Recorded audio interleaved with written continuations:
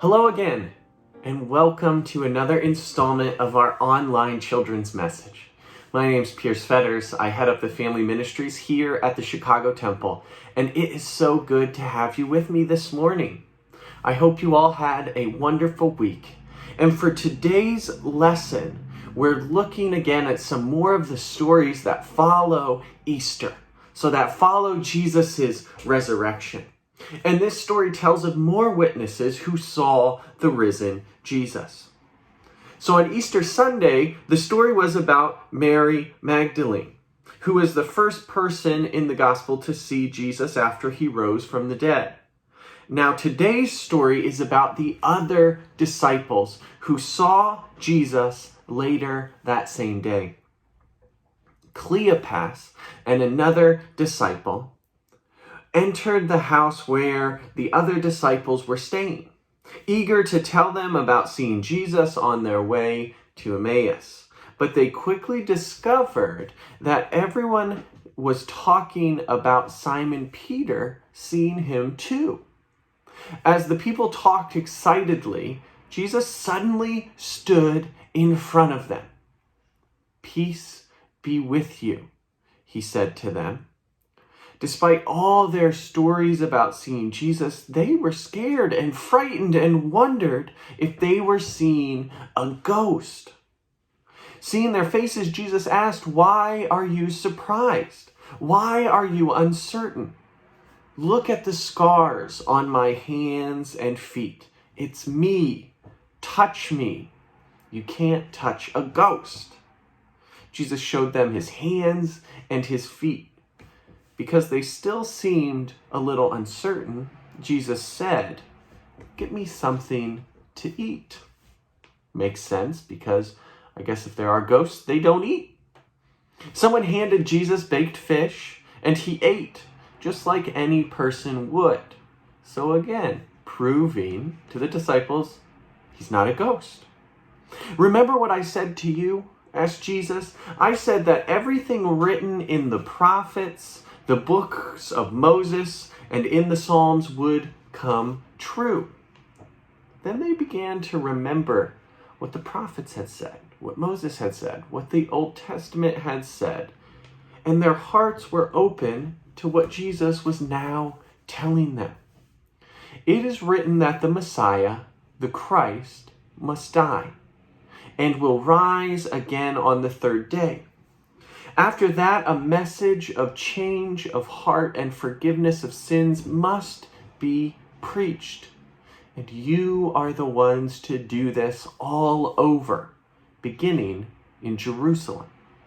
You are witnesses. You have seen and heard all these things, but stay in Jerusalem until you receive the gift of the Holy Spirit, which will come from God." So now, not only Mary Magdalene had seen Jesus, but all of the disciples had as well. And not only this, but they'd been given a job and a mission to do for Jesus Christ and for God. And that's the same call that we as Christians have received, to go and make disciples, to spread the good news of Jesus Christ, his resurrection, right, and death, and resurrection, life, and ministry. We're called to live in the same way, to tell others about this wonderful news and about Jesus and what he has done for us. One of the other words that stuck out to me is Jesus says, "Peace be with you." As Christians, we are sort of the bearers of Christ's peace. We've been asked to help Christ bring this peace to the world. And we know currently we hear a lot of scary stories. There's stuff happening around us. Violence, shootings. And yet Jesus' cry is always a cry for peace. So my hope and my wish for all of us is that we too would be builders of that peace. We would find ways to go against the violence of this world and to show people another way, just like Jesus Christ showed us another way. So for today's song, we're going to sing Let There Be Peace on Earth.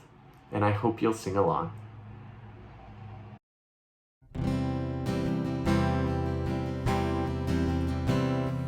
Let there be peace on earth, and let it begin with me. Let there be peace on earth, the peace that was meant to be, with God as our Father, siblings all are we. Let me walk with my family in perfect harmony. Let peace begin with me. Let this be the moment now. With every step I take, let this be my solemn vow, to take each moment and live each moment in peace eternally.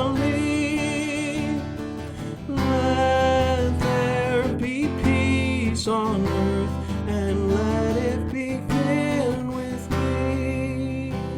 Yes, let there be peace on earth, and let it begin with me.